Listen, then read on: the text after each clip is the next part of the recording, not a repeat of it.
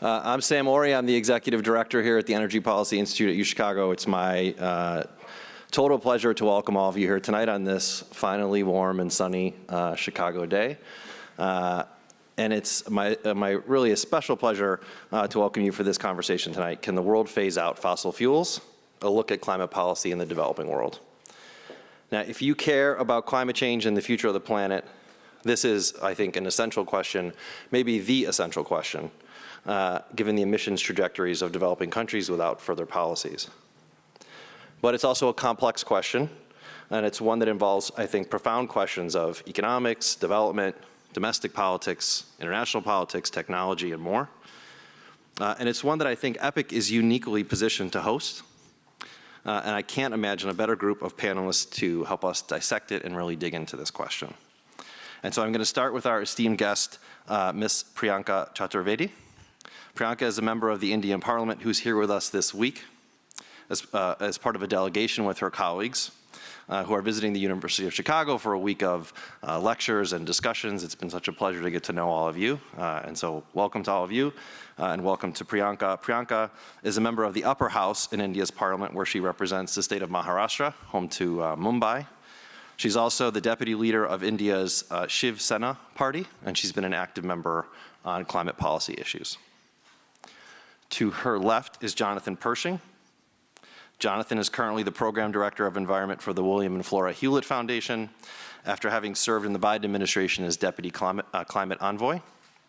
In his role supporting Special Presidential Envoy for Climate, John Kerry, Jonathan helped to advance the Glasgow Climate Pact, as well as a joint declaration between China and the US on enhancing climate cooperation and climate action. He previously served in the Obama administration as a Special Envoy for Climate at the State Department, where he played a key role in successfully negotiating landmark climate deals with China and India, as well as securing and helping to implement the Paris Climate Agreement. At the end, at your left, is Michael Greenstone, our own director here at the Energy Policy Institute, our faculty director. Michael is a Milton Friedman Distinguished Service Professor in Economics, the College and the Harris School. In addition to being the director of EPIC, he's also the director of the Becker-Friedman Institute for Economics. Michael's research is largely focused on uncovering the benefits and costs of environmental quality and society's energy choices. He works with state and national policymakers in India and other countries on several projects, including the world's first emissions trading market for particulate pollution in Gujarat in India. And he previously served as chief economist for President Obama's Council of Economic Advisors. And to my immediate right here, we're very excited and pleased to have Lisa Friedman joining us once again. Lisa is a journalism fellow at the Energy Policy Institute this academic year. She's a climate policy reporter for the New York Times, and she'll be moderating today's discussion. Throughout her career, Lisa has covered 8 international climate talks. Is it 10 now? All right, so 10 international climate talks. She previously worked for Climate Wire, where she led a team of 12 reporters. And so we're just so thrilled to have Lisa moderating this discussion. Priyanka, Jonathan, Michael, and Lisa, welcome. And please, all of you join me in welcoming them for the discussion.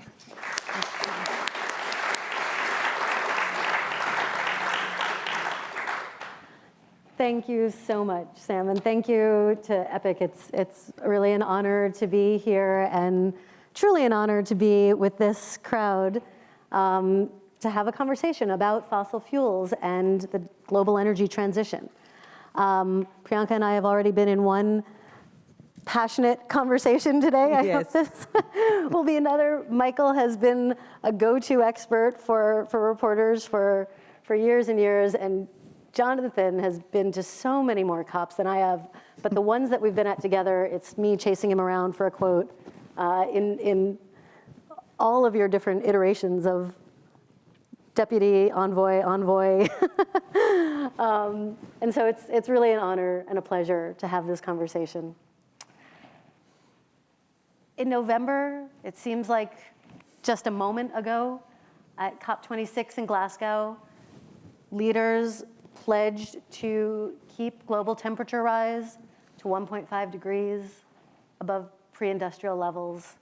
They vowed to phase down, not out, but down fossil fuels, and to mobilize finance, to mobilize the $100 billion annually in public and private funding that was promised many years ago to help developing countries both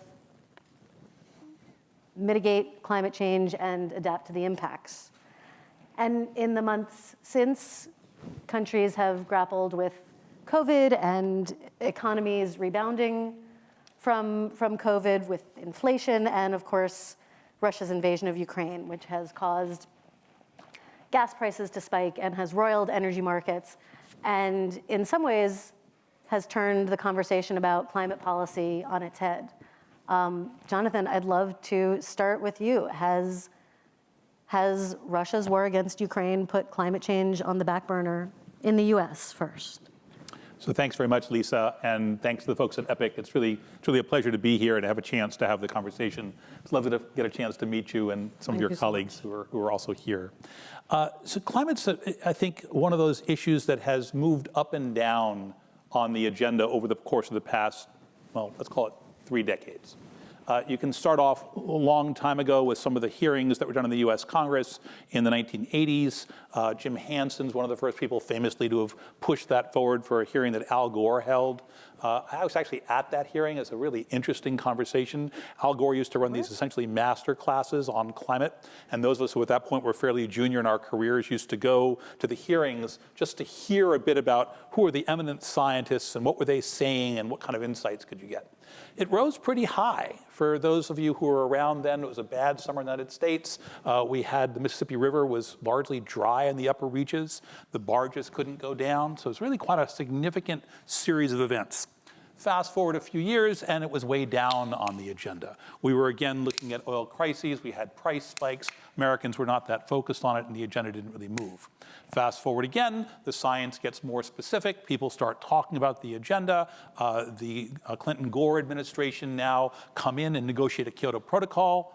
But at the same time, there's enormous resistance. And it actually is very pertinent to our current conversation because the resistance in no small measure was a function of who was not part of the debate. It was not China, it was not India, it was limited in that context to the United States and other Western economies. So how do you think about that? And then fast forward again, and the Trump administration, more recently, or the Bush administration first, and then we have an interlude, but park that. We have the Trump administration disbanding the entirety of the climate agenda.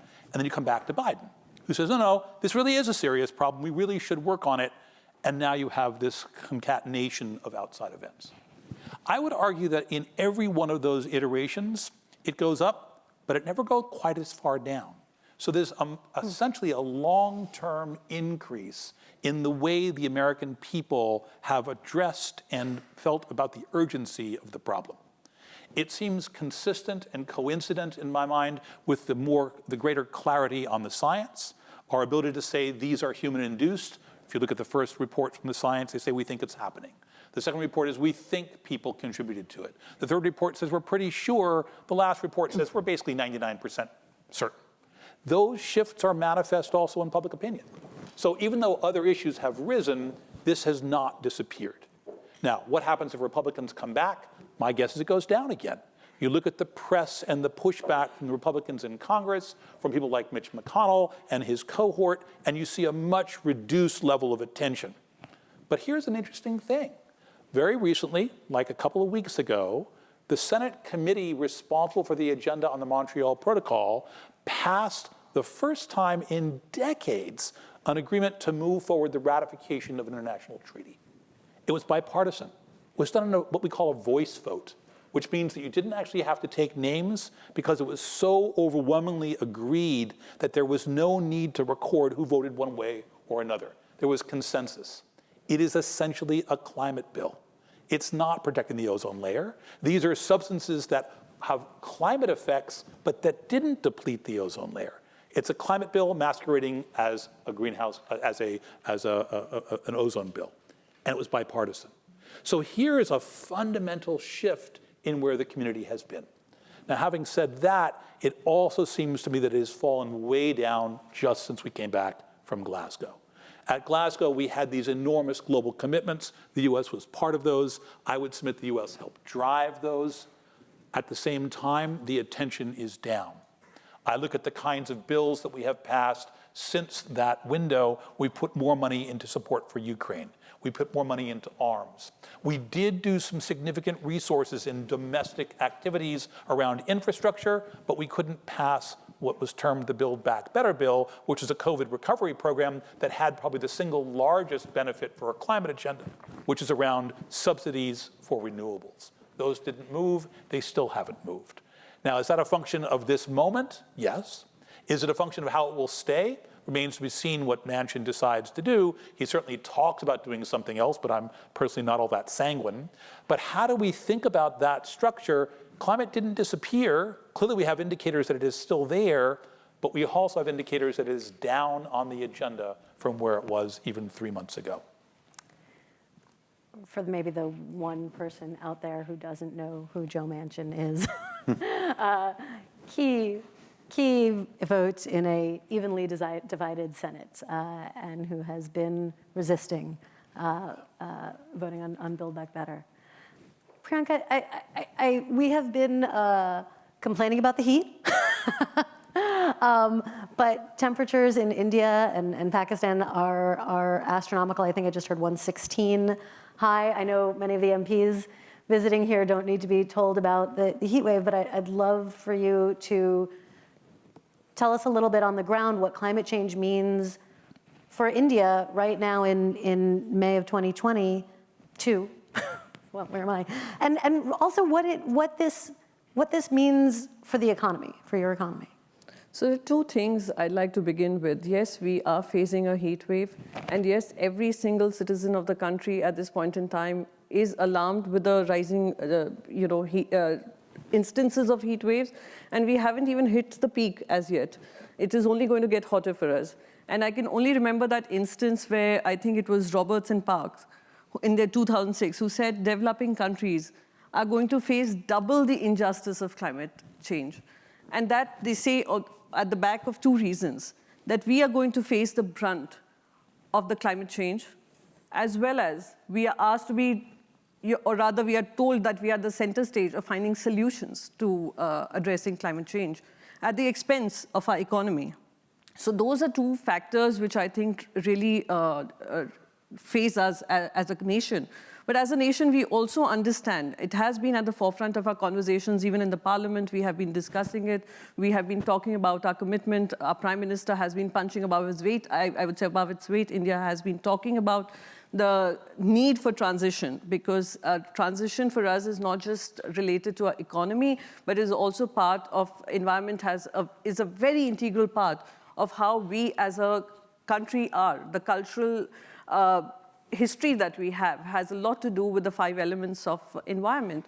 So we have made a lot of commitments as far as 2030 is concerned. Till 2030, we are looking at transitioning to about 500 gigawatts of other sources of energy and renewable energy. We are also talking about phasing out coal as much as we can. But at the same time, we are also standing at the cusp of our economic trajectory moving to another level altogether. We have a vast population to look after and energy securities to address. So that is where we stand. And in terms of how India looks at itself, while we are discussing about it, we're concerned about it. We are also hoping that when we talk about climate finance, the developed world would come forward and address it from the point of equity and climate justice, which we're not seeing. So we are looking at tech support, we're looking at resource support, we're looking at research support, and we're looking at funds in terms of climate finance, because there will be huge amounts of public investments that would be required. So that is where we stand, and what we are grappling with, what we are struggling with. Every single Indian is awakened to that fact, and we're just hoping that in terms of climate justice, we would see more cooperation rather than confrontation. I want to come back to almost all of those points in the course of our discussion. Michael, I know you have a provocative way of looking at things. We don't have a climate crisis? Yeah, so I don't really want to be quoted in the New York Times saying that, but provocatively, I would say we have a global energy challenge. And my view is that if you look at it just purely as a climate problem, you're only seeing part of the picture. And that what every society, be it Joe Manchin or the United States or India or China or Bangladesh or whatever, is in one way or another grappling with is trying to balance 3 different goals. The first goal is how to have inexpensive and reliable energy that can unlock income growth and high standards of living that everyone around the world wants. The second goal is how to avoid having air pollution, conventional air pollution, that causes people to lead shorter and sicker lives. And then I'll just draw on India and the United States as examples as we go along here. But on the, on the energy consumption, reliable and inexpensive energy, in the United States, the average person consumes about 13,000 kilowatt hours of electricity per year. In India, I think it's maybe about 1,200. In the state of Bihar, I don't know if any of the MPs are from Bihar, it's like 200 per person. So it's like they're off by factor 65. And so that's like a utmost concern.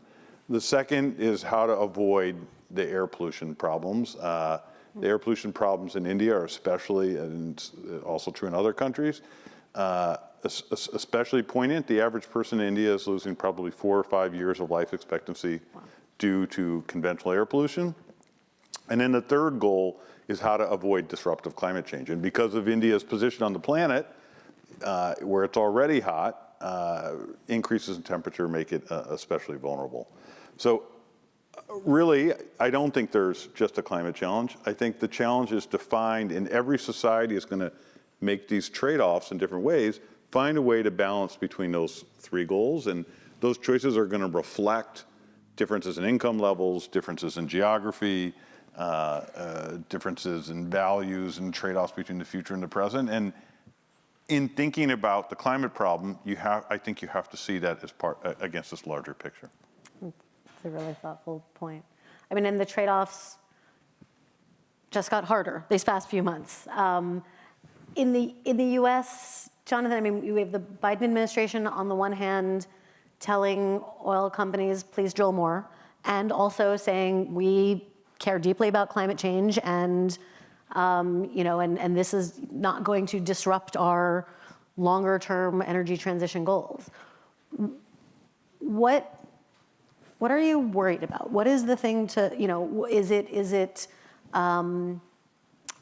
approvals of new LNG terminals that we should, what are the decisions that are looming that worry you, that would say that we're going in the wrong direction? Or what have they done that you think is the right way? So first, let's come back on Michael's point. I actually would agree this is an energy transition problem, but not exclusively an energy transition problem. And to me, it's the additions that are relevant but insufficient. There's just two narrow points on that. The first is that energy globally is about 65% of the total, which means that 35% is something else. And that's important as we think about the problem. And for a number of developing countries, probably central. Indonesia, the DRC, Brazil, partly India. So there were interesting questions about land use and agriculture and commercial and industrial activities, which some could be avoided if we went to the energy space, others might not be. And so I think there's a really important intersection between that agenda. On the US side, and it's really fun to be out of the government because I have way more latitude to think about this than I used to. But on the US side, I would say a few things. The you first mean to one, speak? I'm sure you were thinking clearly the whole time. absolutely. I think a few things are worth noting. The first one is that we make a mistake if we think about climate as an instantaneous solution to a problem. We are not well served by saying I have to cut everything tomorrow or I fail. It's a longer period. It's a problem of stocks and flows of CO2 and other greenhouse gases. We're about atmospheric concentrations. An individual year is not the issue that we are grappling with. Can I pause there and ask you, because the media has been telling us that the IPCC report indicate that we really only have a decade-ish to get on the right track. That's probably true, but it doesn't mean we have to do it this month. Okay. Doesn't mean we have to do it even this year. So if I look, for example, at a transition in the energy space, I can think of a number of things. How many people in this room, for example, think the war with Ukraine and Russia will be continuing 5 years from now? I bet very few of us think that's likely. And if so, will we have found other models to manage our energy infrastructure? I think that probably is also likely.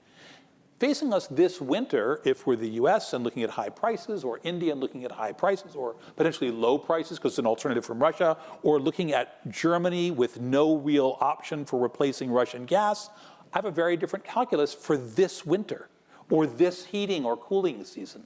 So can I square the circle between that instantaneous reaction and the medium-term reaction? To me, it's very much about infrastructure. Right. What am I building? So I've been doing a lot of work over the course of the last month and a bit, as we all have been thinking about Ukraine and what we deliver. And one of the real questions for me around Germany, which is I think relevant for other cases, is how do I manage this coming heating season? The first thing that Germany is going to do is going to make sure that residents have adequate heat, because if they don't, everyone freezes in their houses. That's not tenable. The second thing they probably worry about is the shape of the economy. As we look at Russian gas, it provides about 40% of total German supply, and the bulk of that is actually going to heavy industry. That means things like steel and chemicals, which translates into fertilizer and into cars. How much of that can I shut down and at what cost? How much could I replace from a different source and at what cost? Do I build new infrastructure to manage that? And if I do, what have I locked in? So I had a conversation with Robert Habeck, who's the German economics and finance minister with this particular portfolio. And he, at this point, is before the Ukraine crisis happened. It was just after they'd come into office. I was there with Kerry. We had this interesting discussion around Germany's long-term intent, which is not to build out new oil and gas capacity or coal capacity or nuclear capacity, but to radically and rapidly build out renewable capacity. None of us currently, post-Ukraine, think they could build adequate renewables capacity to offset all of Russian gas. But we do think they could accelerate it by a substantial margin. We look at their current capacity in storage, it's vastly under-supported. That could be filled up. We look at the efficiency potential of what could be done this winter. That could be amplified. And look at a set of coal facilities that could be cut down this year or next year and say, wait a year. Don't build the new thing. Just run the old one another year. The net climate consequence of that is marginal. The consequence of building an entire new infrastructure is enormous. I'm now locked into a 30-year horizon. I'm now committed to a contract which runs for decades. I'm now committed to an institutional and a political structure which commits itself to perpetuating that institutional arrangement and makes it harder to cut it back next year or the year after. So for me, that's the thing we have to look at. It's the near-term consequence of an abrupt event versus the long-term consequence of how we respond and what we do. So just for example, I mean, the expansions that DOE has authorized in recent months of natural gas, of LNG, is one thing, but new infrastructure that would lock us into a longer fossil fuel future is the And real even problem? here, I think there are open questions. That's Okay. broadly the right frame from the way I sit, but then I have a separate frame. It's the frame of the coal community globally. That certainly applies in India's case. Frankly, it applies in China's case. It applies in only a handful of other places that are big enough to really shape US and global markets. What do I think about infrastructure that might supply those, and what am I replacing? If I look at India, and there are others here deeply immersed in that debate, am I going to replace coal with gas? And if I do, what's the climate benefit? And if I do, what's the security risk? And how do I put those two together? And if I'm proposing to buy it, do I buy it from Russia? India's making that choice. Do I buy it from the United States? India's also making that choice, right? It's not it's making one or the other, it's making both choices. Now, supposing the US doesn't build additional infrastructure, then what happens to the Indian choice, or the Chinese choice, or the Indonesian choice? So here is where it gets much more complicated. I would myself bias to not building new, long-lived, high fossil intensity capital stock.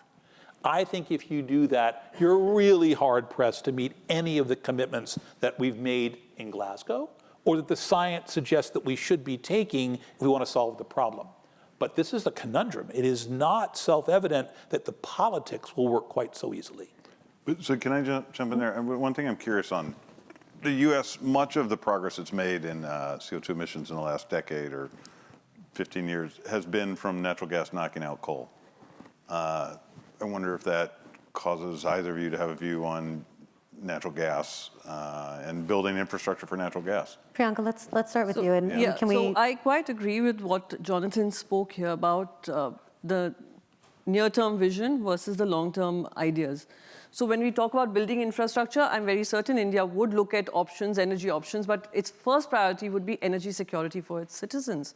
And that is a trade-off that we are making. So while we're talking about a long-term vision of creating infrastructures in terms of natural gas that we were speaking about, vis-a-vis what we have at hand currently and what is easy for us to transition into. And we are seeing that as far as India is concerned, Indian citizens are concerned, they're very receptive to the idea of transition. But we also have to look at how it impacts our economy. Like I said, public investment would be huge.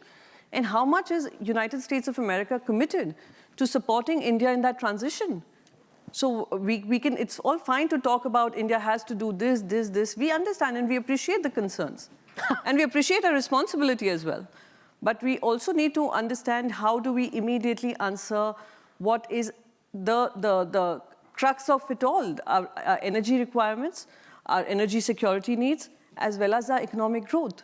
Are you worried that with the resurgence of coal especially, things are going in the wrong direction? I do not see a resurgence. There is a clear understanding that every state would have to cut down. We are looking at, even if you're looking at it in silos with not a total policy in place and a discussion not happening in terms of a central policy, but the states are extremely concerned and they are facing an impact of climate change, whether we're talking about small states like Uttarakhand, which are tourism states, or I'm talking about a big state like Maharashtra, which is actively involved in transitioning to green economy.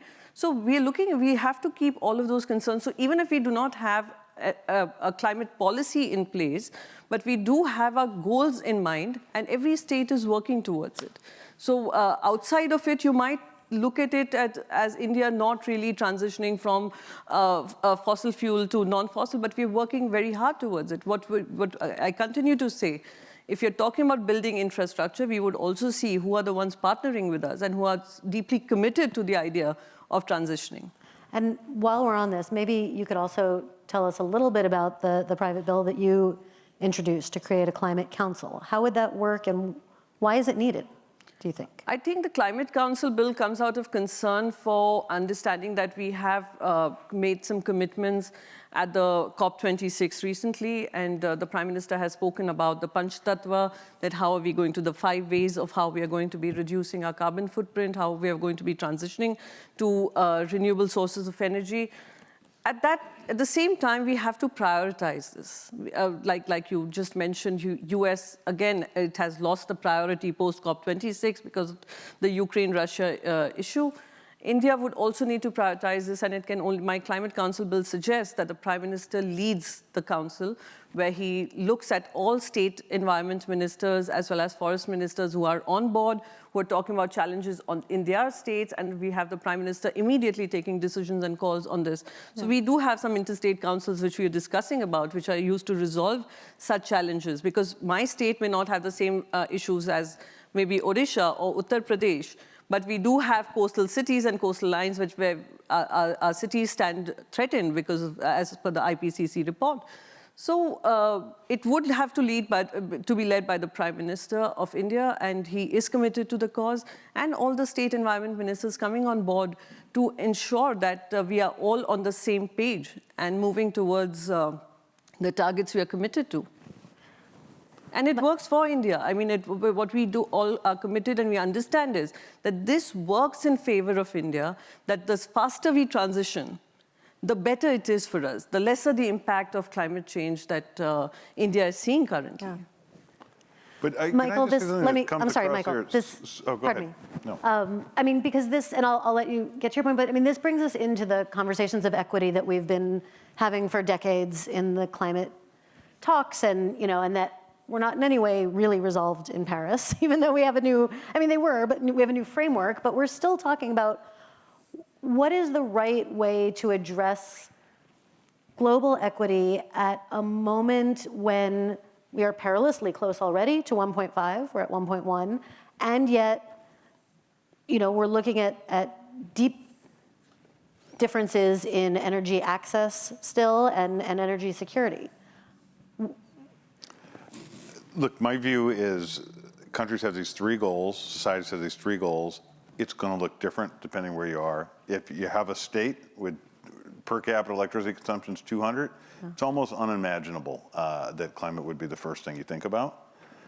And that's right. And, by the way, Bihar is going to choose what they want, and India is going to choose what it wants, and the United States is going to choose what it wants. And so, but yet we have this common climate. And so I think really the only path that I see, and I think Priyanka was raising this, is if it's such a priority for the rich countries, then where are the resources?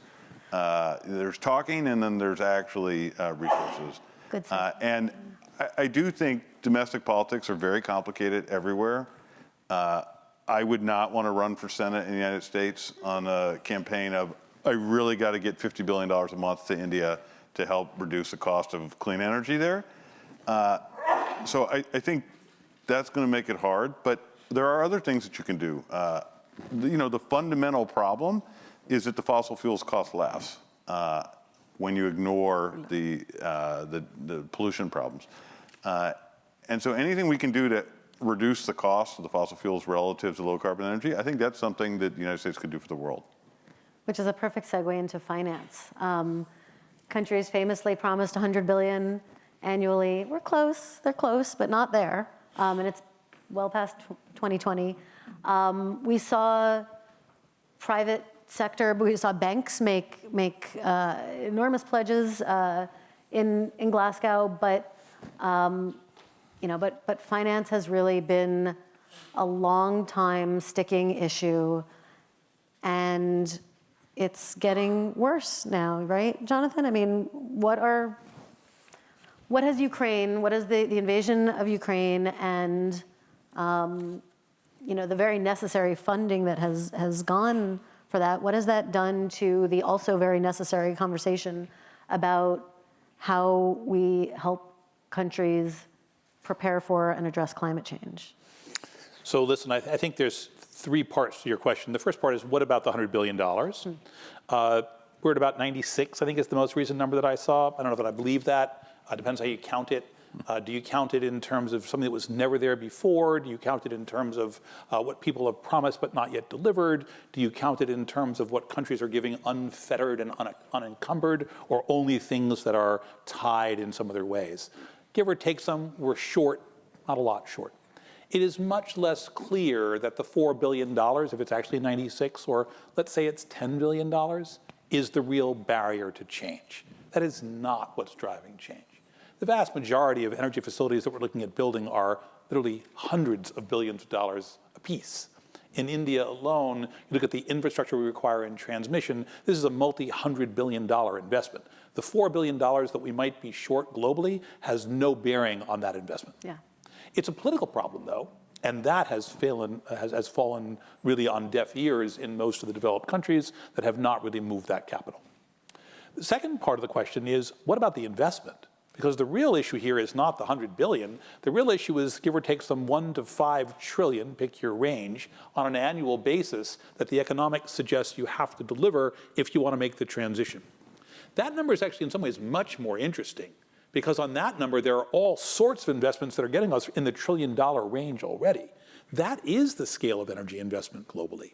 We're making those investments. We want to shift slightly. India is making them in its own choices on gas. It's making cheaper investments because right now it can buy Russian gas at a nice discount. But at the end of the day, it's making choices and it is investing money, as is the US, as is Europe, as is China. The question is, can we shape that or steer that? We're getting better at that. If I look at things like the SEC and decisions there on reporting and the expectations for the Financial Stability Oversight Committee that Janet Yellen's working on, those are questions that will end up shaping the way investors think about risk. And when they do that, they will redirect their capital. And they're already doing that.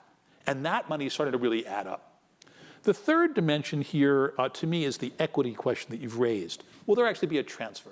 How do we think about who gets the money and how much? And how do we respond to the fact that there are obvious inequities, both globally and within countries? The United States is relatively poor at this. I'd argue that part of the campaign that Biden ran was a question of domestic equity, right? He was arguing that we had misallocated, and the most vulnerable people, mostly in urban settings in the United States, mostly people of color, were vastly underrepresented in our system, and he ran a campaign that wanted to elevate that agenda. He currently is most likely to lose at least one, if not both houses, which suggests the American people are only partially bought in to that particular model. I don't see much difference as I look across the world at how countries have responded. I look at what's going on in Europe, and I see equally inequity between Paris and the suburbs and the rural community. I see the same thing in India. Why is it that Bihar only has 200? And if I look at Delhi, it's more like about 2,000. These are equities within a nation that are really, really hard to manage, and yet we are not able to do that. And now we're asking that the United States and Europe should transfer funds. And I'm looking at the politics and saying to myself, that's a tough problem. How do we do that? I am personally much more interested in, can I capture investment? Can I move a structure in which there's an obvious return, because India is a really interesting proposition for a private investor, or Indonesia, or Brazil. Can I emphasize that? Because then I can move the right scale and not where this $4 billion, which is a rounding error, is where I should put my attention. And can I say, I mean, what are the main challenges facing India in meeting its 500 gigawatt goal? Is it money? Is it something else? Actually, I have to tell you an interesting dichotomy that prevails in India right now. So the energy resources that we get through fossil fuels is much higher per unit as compared to what solar is giving to us.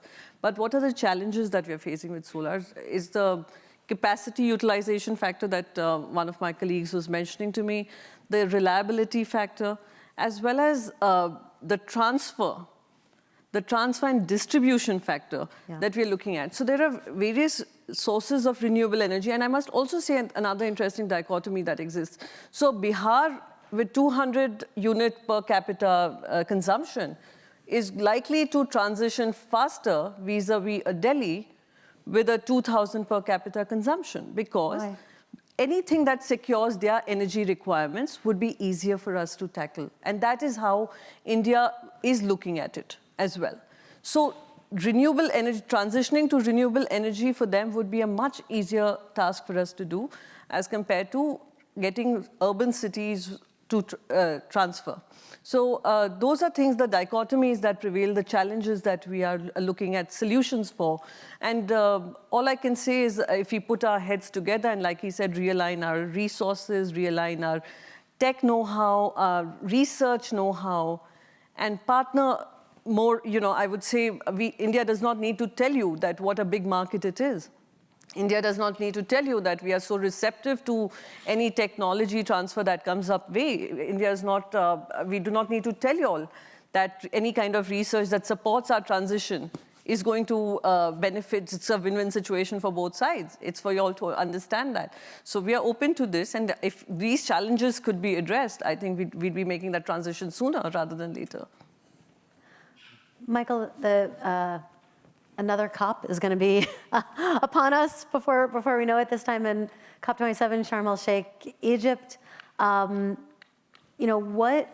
It's already being discussed as the finance COP. It's in Africa, focused heavily on adaptation and the needs of countries on adaptation. What, given the politics right now, what should the U.S. role be, and what should we be doing and offering that's not happening?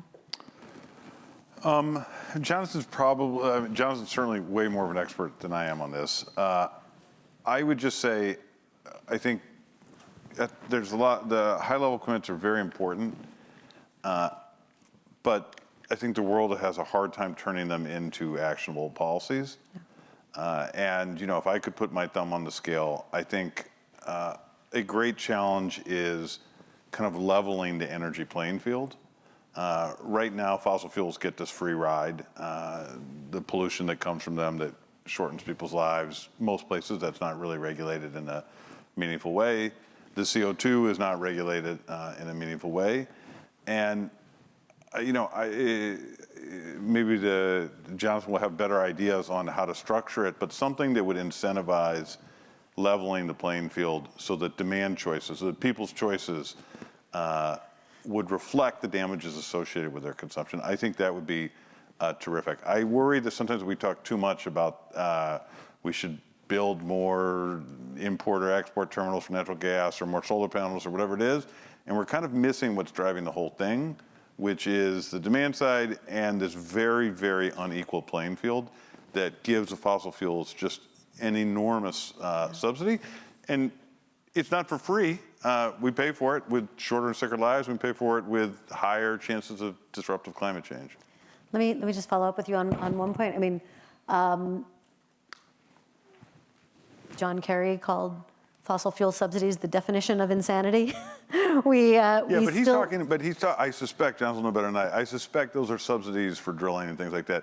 Well, I'm talking about when you purchase electricity or you purchase, you go to the gas pump, that the prices don't reflect. Absolutely, right. They're price on carbon, but also I want to touch on fossil fuel subsidies. It means it's a very different story in developing countries and in countries like the US, but we've had a failing effort to try and eliminate fossil fuel subsidies for many years. Why is it so impossible? Well, that's Jonathan's territory. I agree with your description, though. It is pretty interesting. So the G20 has taken this up in any number of its meetings over the course of the last, let's call it 20 years. I think I wrote a memo about it in 2009. I recall that memo. Yeah. I said it would be a great idea. It was still a good idea, right? I'm struck this next G20 meeting is going to be held in Indonesia. Joko Widodo, the president of Indonesia, has invited both Ukraine and Russia. At the last meeting in which the Russians spoke, the Americans, the UK, and the Canadians all walked out. So if we think there's going to be a solution on subsidies because the G20 has been picking it up, I think we should hold our breaths for a long time. It's not happening anywhere quick. The second thing which I'd say, though, is that we need to be extremely careful on the subsidy discussion. I spent some time at the International Energy Agency where we did a lot of work on this, and there's a very strong and compelling narrative that looks at the larger economic cost of subsidies. They're very high, right? You kind of look at, if you break it down in a kind of a rational economic way, we are paying a lot, and most of it's hidden. But there are politically powerful reasons for that. So which one of the constituents, if you're a representative, and Priyanka can speak to this, which one of the constituents are you going to tell, that slightly lower cost electricity I've provided to the government, I'm taking that away because we think you should pay. And they look back at you and say, me, I make nothing. I'm living at the edge. I can't possibly afford that. You are dooming me and my family to even more abject poverty.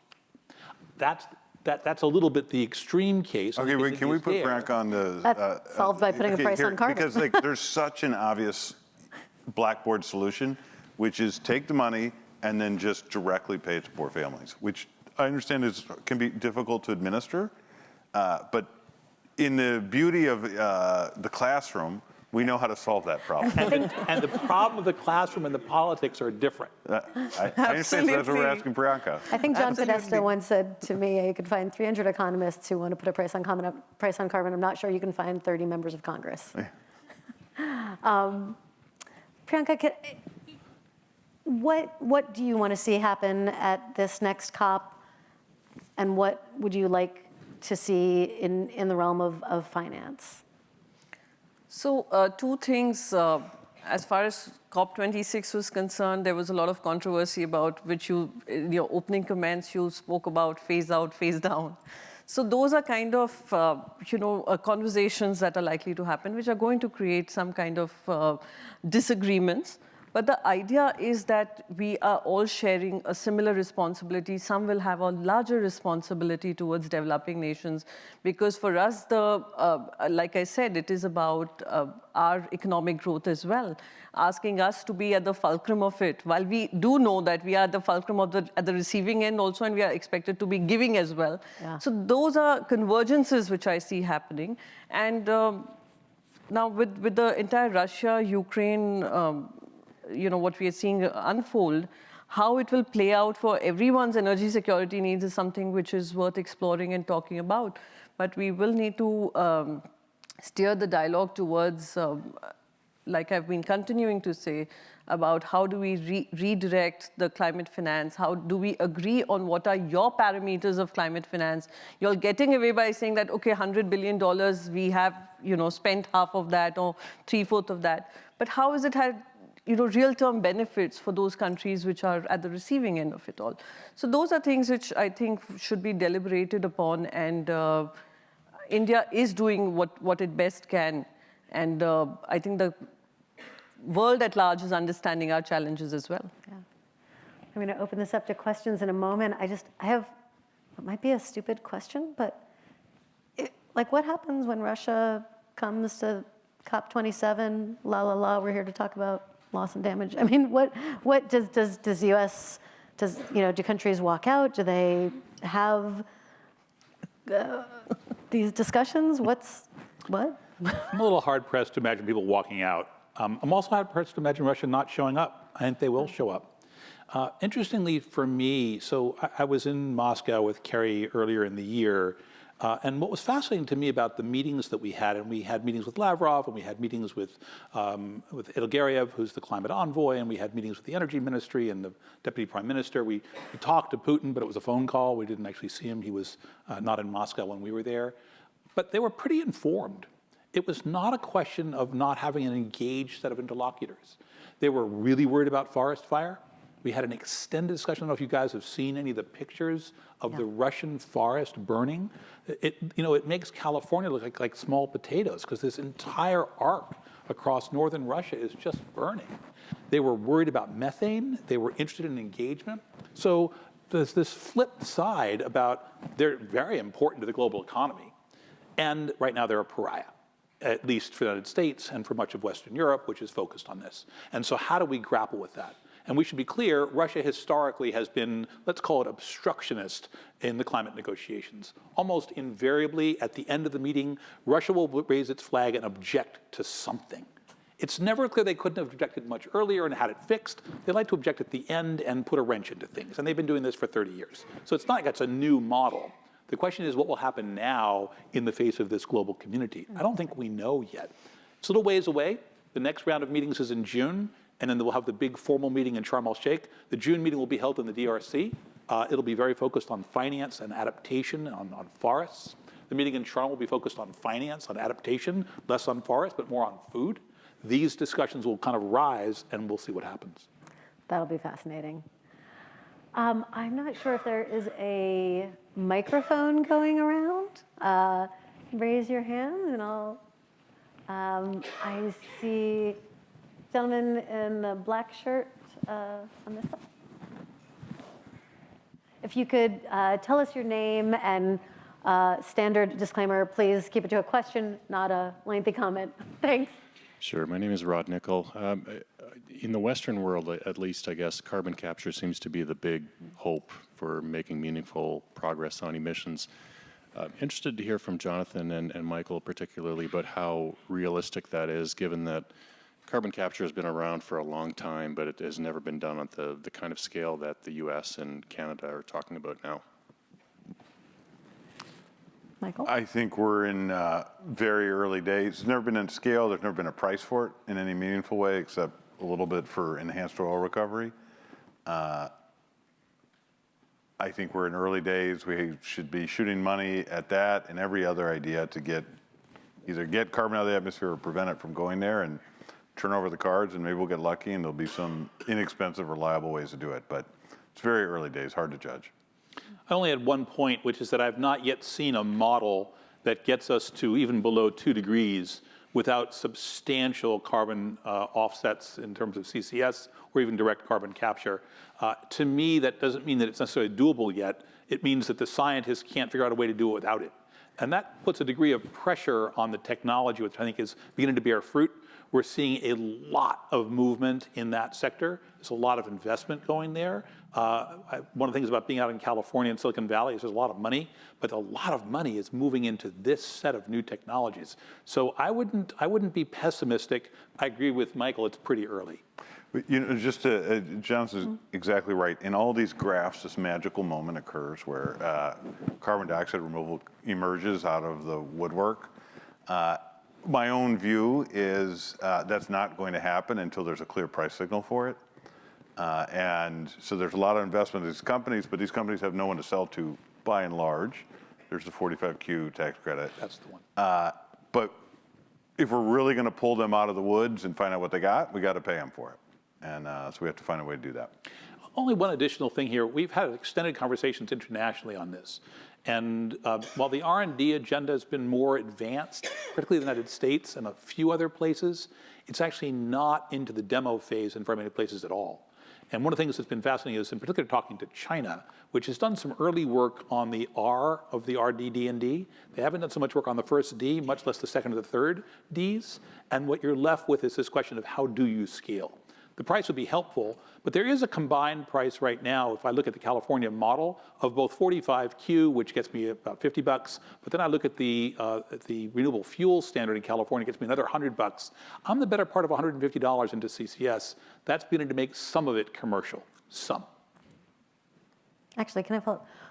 Not on the technology side, but on the political side, you know, if Republicans, you know, take one or both houses, you know, I think there's going to be a renewed emphasis on CCS as a solution, as the top solution. To what extent, you know, I think what we hear a lot from that side of the aisle is we don't need to eliminate fossil fuels, we need to eliminate emissions. Is that, can you kind of truth squad that? I mean, how far does CCS get us and in what time frame, and can we really rely on it? I have yet to see a compelling economic model that suggests it is currently cheaper to do CCS than to reduce fossil consumption. I have yet to see a model that suggests I can reduce all emissions cheaper than doing CCS. So it's somewhere in that space, we need them both. Michael, do you agree? Yeah, I just add, at this stage, you know, the planet's at 40 billion tons a year. It's growing every year. I think the goal is tons, tons, tons. I don't care where they come from. There's no right way. I don't like batteries more or solar panels more than I like CCS, as long as the CCS is cheaper. Yeah. Over here in the second row. Hold on, wait for the microphone coming down your way. Hi, Anand Sudarshan at the Energy Policy Institute. I mean, I have a quick question on the finance side, perhaps to Jonathan. You know, when Biden got elected, one of the things Build Back Better did was an incredibly expensive climate bill, pushing a lot of money into domestic spending. The price tag on that bill did not make it easier to pass.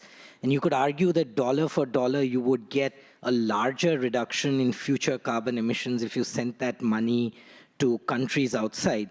So why is it good politics to try and spend the money here and get knocked down on the price tag rather than to send it abroad and get more for? The president should answer this, Priyanka, because it's a political question. It's not an economics question. So I had the privilege of helping facilitate the negotiations for the East Coast states, which developed the Regional Greenhouse Gas Initiative, or called RGGI. This is, I don't know, 15 years ago, and we did this big negotiation with the states. The states were unwilling almost to trade between themselves. They'd rather hold all the revenue and have all the investment stay at home. Because the politics of sending money outside your constituency is extraordinarily bad. I amplify that by a factor of, let's call it $1 billion for every dollar you want to spend going overseas. It's so hard. It doesn't matter that it's cheaper collectively. It matters that I don't see any return.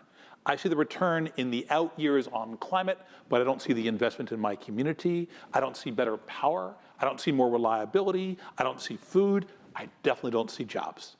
I see somebody else getting those jobs, and they're going to compete with me. Oh my goodness, I don't like that. So to me, that's a huge political barrier. I assume it's virtually the same for you. Absolutely. And you'd know that better than all of us.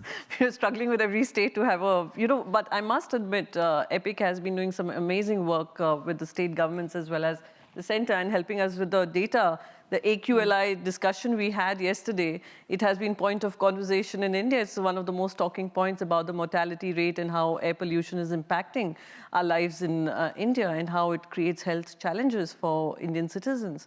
So I think these are important data points to have and data sets to have conversations around it. But yes, I do agree. If it is about spending money, it has to happen in your own nation, politically as well. Your own backyard. We had this very interesting conversation a few weeks ago on carbon tax with Carlos Corbello, former Republican, former member of Congress from Florida, and he was making the case that while some groups have pushed for a carbon tax and dividend, members of Congress would never go for it because they want to be able to spend the money. And so it's an adjacent but similar political issue. Anyone on this side of the room? In the row over here with the, thanks. I'm sorry, I did a terrible job of saying where the person was. Thank you very much. My name is Subhashmita and I'm from India. And first of all, I welcome all our MPs who have come here all the way from India. And my question is here, every year the leaders meet at the COP and we have certain very high ambitious goals and all that. And in that context, when I say these are not enforceable on any country, because the US is a sovereign country, we are a sovereign country, nobody can question why did not you have the promise, why the promise of the Paris Agreement failed and why do we need the money and all these things. In that context, I want to ask the panelists that how feasible and how realistic to have a futuristic goal of 2050 or 2070 or having a net zero and backtracing these solutions to till date, where do we really stand today to achieve this goal of a net zero? I'd like to grab that one. For me? Oh, Sure. I'd be happy to answer that. Yeah. I think it is important to have a consensus and to have these ambitious goals. And whether we call it ambitious or we call them achievable goals, that is about the commitment that is involved by all countries. But it's always good to try and work towards convergences and the common challenges that we face. So we may not be able to achieve a certain target, but we are all working and focused towards achieving those targets.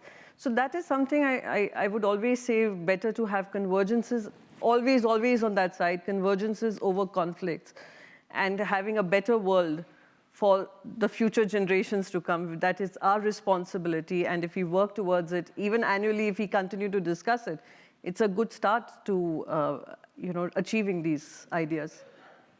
Michael, do you think 1.5 is achievable? Oh, sure, it's technically achievable. Is it a goal that we're likely to meet?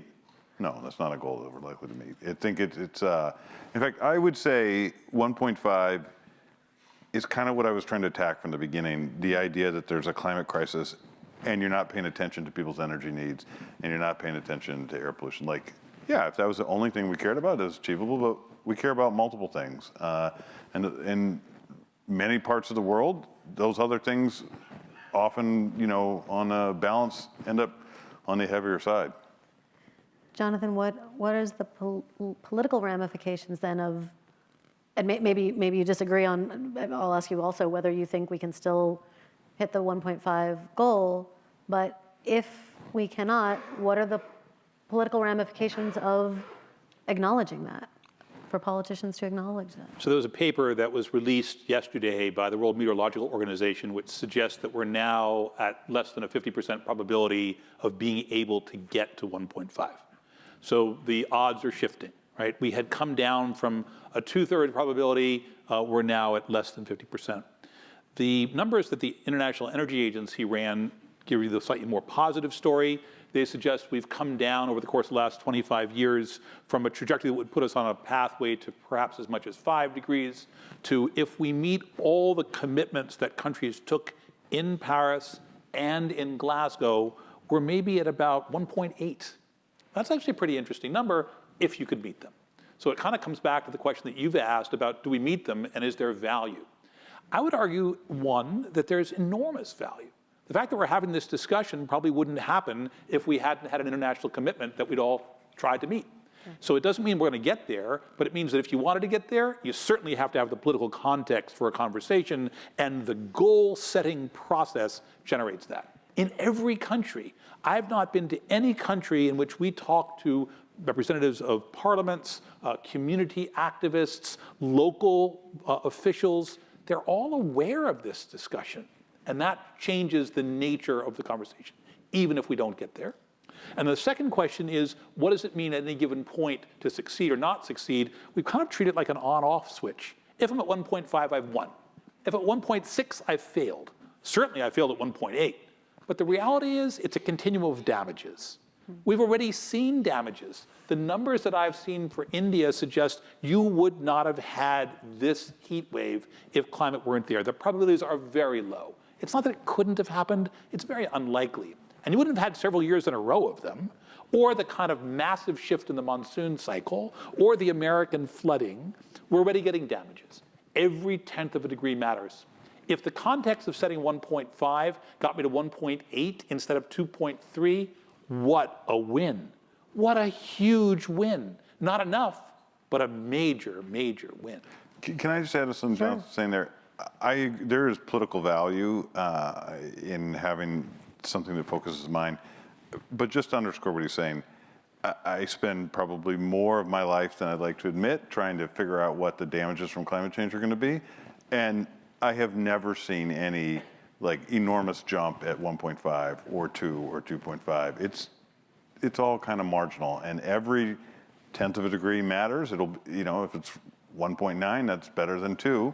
But the kind of cataclysmic idea that there's something which sometimes shows up in the media, not in your pieces, We I'm are sure. just reporting the IPCC has found there's a stark difference between 1.5 and 2, right? For small island nations, and I know that I understand the point that every bit of a degree matters, and I think it's notable too that, it wasn't that long ago when the Paris commitments were set that we were looking at 3.4, I want to say, degrees, is what they thought we would get to even if all of the commitments were made. So I know I'm a professional cynic, but there have been important strides made. Yeah, no, I think actually, maybe this doesn't get enough attention. 2 really great things happened.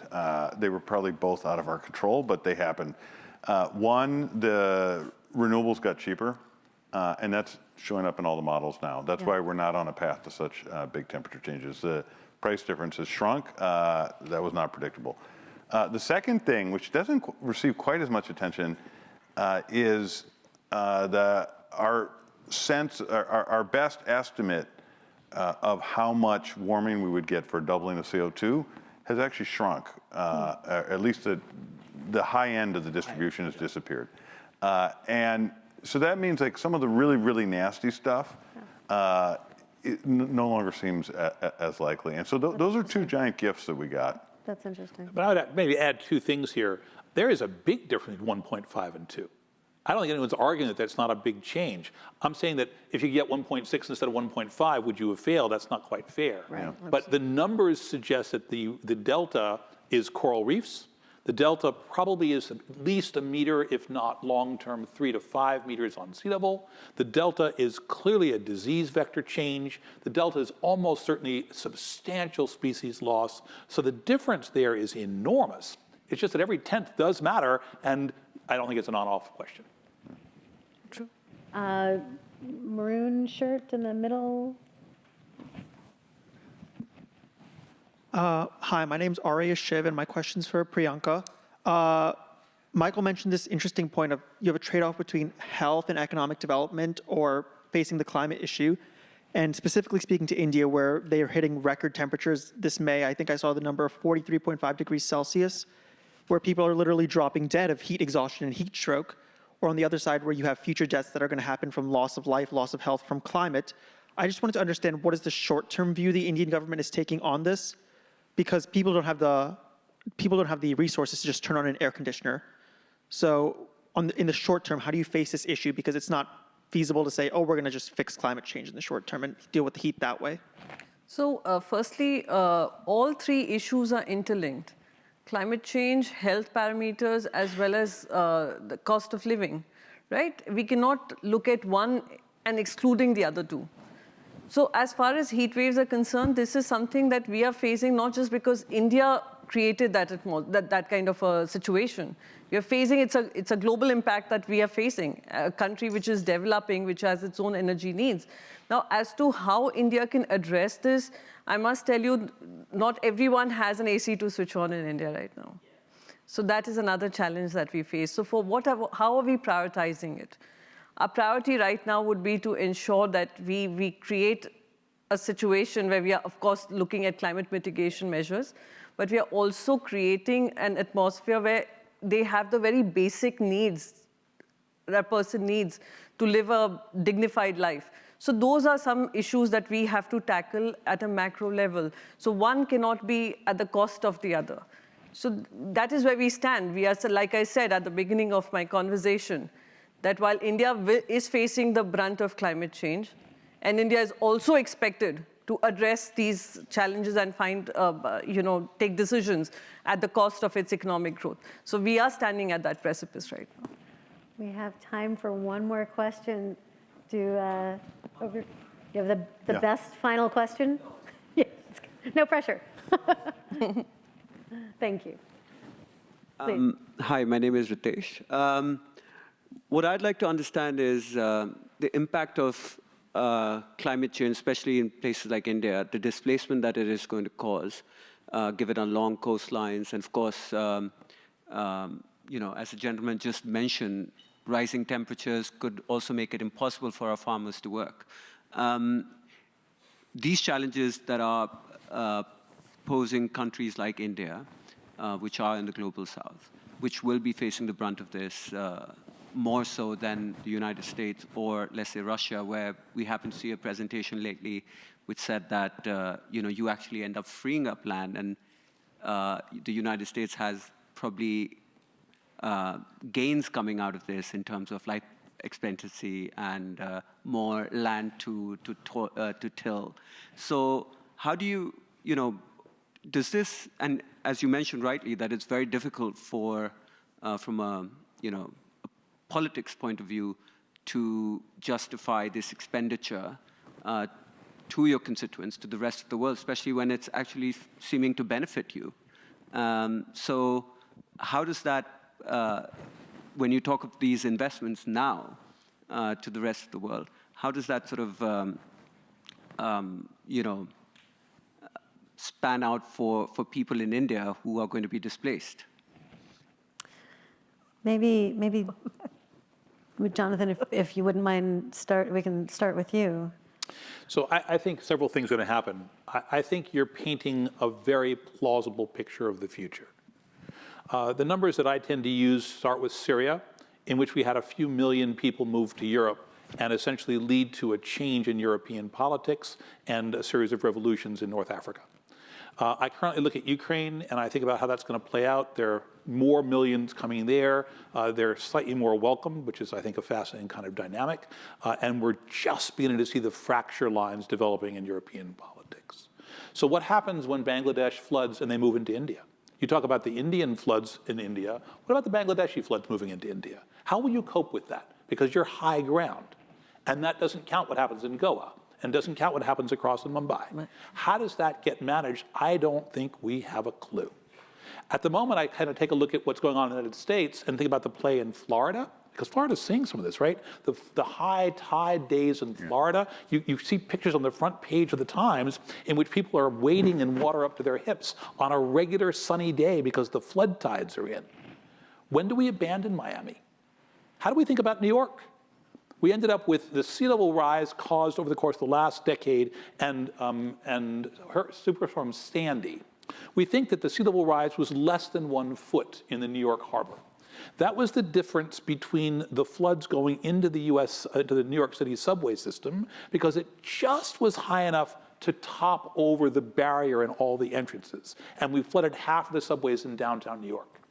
That was the difference, not because Sandy didn't happen, that might have happened anyway, but because the sea level rise was just enough to tip the balance. I don't think we have a clue. And to me, the damages and the reason that this is actually a crisis, it's kind of a slow unfolding crisis. It won't be there tomorrow. We'll have these iterations. We'll have this most recent likely scenario in my mind. The numbers that I'm seeing for Ukraine suggest that they won't plant this harvest season. They're not going to get the wheat. 80% of the wheat in Egypt, which is hosting the next COP, is going to come from a combination of Ukraine and Russia. But the problem wasn't the fact that they got it from Ukraine and Russia. The problem is that this is projected not to be a particularly good year for American wheat, or for Chinese wheat, or for Brazilian wheat, and that mostly seems to be tied to an expectation for this season's shift because of climate. So it's not that it was a massive change, it was just enough to slightly reduce the numbers, which make anything like Ukraine a really tipping event as opposed to not. If we could take a poll and try to do more work, I would suggest this is one of the areas that is most critical for us to think about. How do we manage these risks? Can I, there's many criticisms, and fair criticisms of economists. One of them is that they only they're like the drunk looking for their keys only under the streetlight. And what comes out of a lot of the research that's being done here is a sense of what the impacts of climate change will be.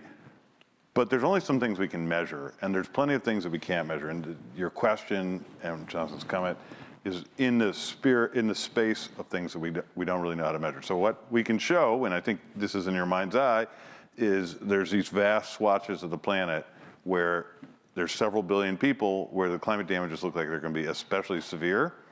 And then you have these other regions where it looks like things are going to be great, maybe even better than they are today. And in a world without lines that we call borders, like people would just go. But that's not really how the world works. And so we don't know how to value that.